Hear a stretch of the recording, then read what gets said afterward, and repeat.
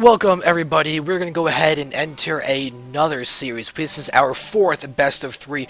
We're going to be spawning directly on top of Clash Edge, the red Terran in the top left, and our first Terran player for Team Clash. We've already seen Protos's for Clash Take 2 series, and we're going to see exactly what's going to happen in this next game because we have actually our first Zerg, our first non-Terran, our first non-Protoss. It is Amandil, the green Zerg in the bottom right. We have Ohana being our first map for this best of three, and this is the ESEA Fleet, guys. So you guys should definitely be enjoying this because I hope you are. I am. These games have been great, and now we're going to have a TVZ and a very interesting map, honestly, because there's a lot of possibilities. We actually see a good bit of Terran mech on this map. As go for a lot of Hellion Thors in the start. It could be a big army. It could be hard for Zerg to deal with.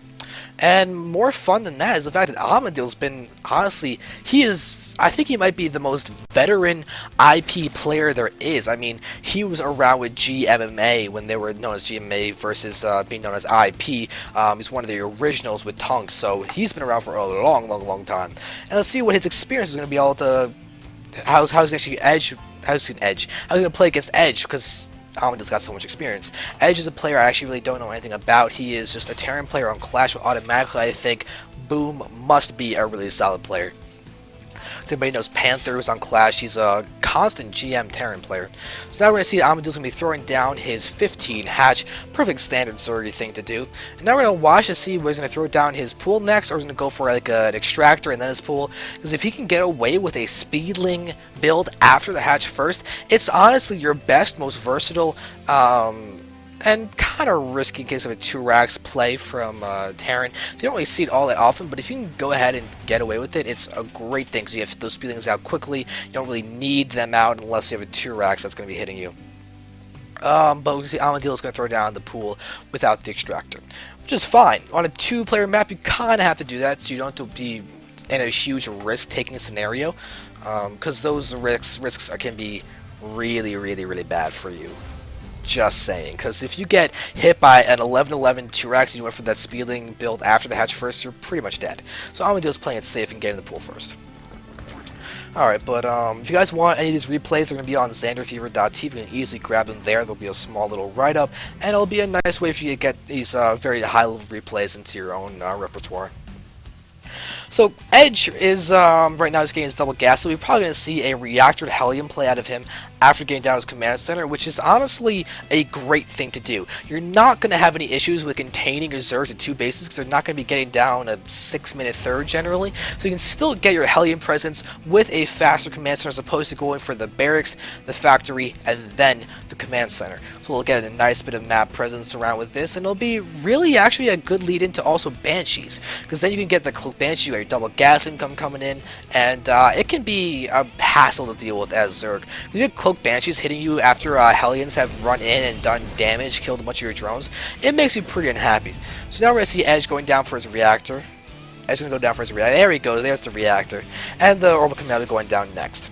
So his build is going to be very solid, very polished, very standard. Amandil has thrown down a single extractor, just now being in mine. He's quite literally just started getting to the double digits of his mined gas, so it's not too long until he's going to be able to get out his metabolic boost, his lair, and oh hey, you know what I said about you don't really see fast thirds out of Zerg? Well, scratch that. Amandil has his third coming in, so he really wants to actually take advantage of any non-Terran map presence. Edge is not going to be able to really kill off that Expo because he's going for Hellions, and Hellions aren't exactly the best to deal with the bases. They are good at killing off the drones, but if we see Amandil go down with some good just Evo placement, some spine placement, even a Roach Warren or something, he'll be able to actually defend this base without too much difficulty. We are watching as the tech lab's going to go down. It's going to be for either Marines with Stim or just for Marauders or Marauders with Stim. A lot of possibilities. You can do a big bit of being aggressive with that. With these other bears going down, it's probably going to be Marines with Stim.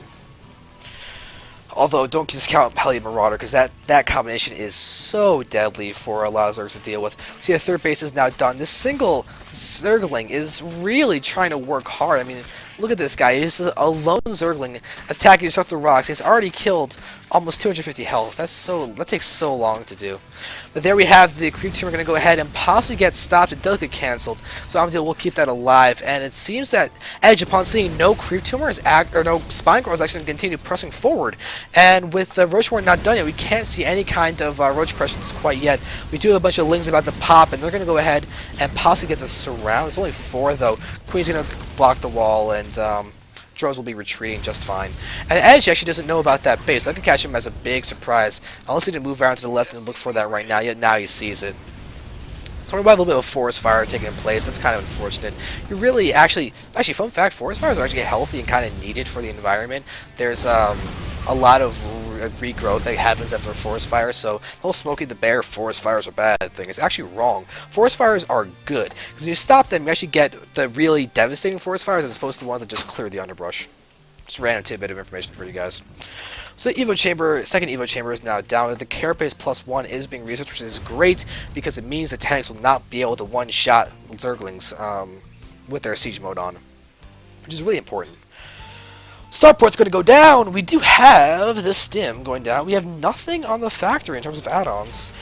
Single Marauders in play. That'd be great, just soaking up a couple Baneling hits. But this base really hasn't been able to be utilized for Amandil yet, which is very unfortunate. I mean, he really has to try and keep that up, because if he doesn't, that's always a bad loss. A lot of times when Zerg lose their third bases, they're just dumb. Alright. So now, Amandil is getting out his +1 melee attack as well. Notice that he still hasn't gotten his lair tech yet. He's working on it, probably soon, I would assume. He's getting another queen. But this expansion hasn't quite been able to be utilized yet. I mean, right now we've already had 5 drones killed, and that's not too much, but it's enough that that third hasn't really been able to come to fruition for Amandil. Alright, so with that in mind, we finally see those rocks break. I mean, how long has those Zergers been trying to break down those rocks? It's been decades. So that's now done, unfortunately, for the rocks, I have to say, because they're not dead. But we have a big force of Marines and Marauders been coming down the map. We have no tanks with them at all. See, the factory is just not getting down its tech lab, but this push is going to be moving into the third in strength. We see the food count is very much in favor of, Clash's Edge is doing a great job of being able to take down his base without any problem whatsoever. No real actual adversaries are going to be able to move in and defend that. Roaches are in play. They're not going to be able to do that much. Brutes are going to spawn out to try and do damage, but there is an obnoxious position, and so many Marines. Doesn't even matter they don't have the attack upgrades. They're moving in. They've got the medevacs into play, and we're going to see drones getting taken down. This Evo Chamber can get taken down. Is that the third Evo Chamber? Yeah, that's the third Evo Chamber. So we're now going down to the normal amount of Evo Chambers in a second. Bailey is going to go ahead and be there, and that is going to be Amandil leaving the game. So that is game 1 after a really strong push from Clash's Edge. So that's game number 1 going to Edge in a really scary position for IP now.